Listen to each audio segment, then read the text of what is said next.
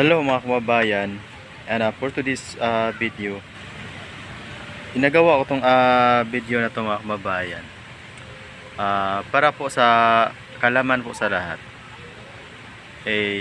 Yung palagi po akong nagpo-post, nag-share ng mga message sa Facebook. Hindi po ibig sabihin mga kababayan na nag-share ako ng message, nagpo-post ako ng picture na may mga caption. Hindi po ibig sabihin na may pinatamaan ako mga kababayan. Wala akong pinatamaan, palipas oras lang po mga kababayan. Kasi minsan nabuboring po tayo, kaya wala po tayong may ibang magawa kundi magpo-post, mag-share ng mga videos, mag-share ng mga patama na message.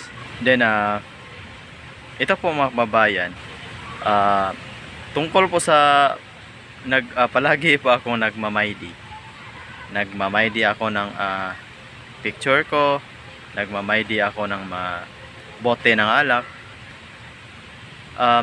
Hindi po ibig sabihin mga kababayan na nagmamaydi ako, broken hearted ako. Hindi po mga kababayan. May lalim ako na iniisip. Wala po. Palipas oras po mga kababayan, huwag po kayong masyadong seryosohin yung pinopost ko. Yung ginagawa ko mga kababayan ay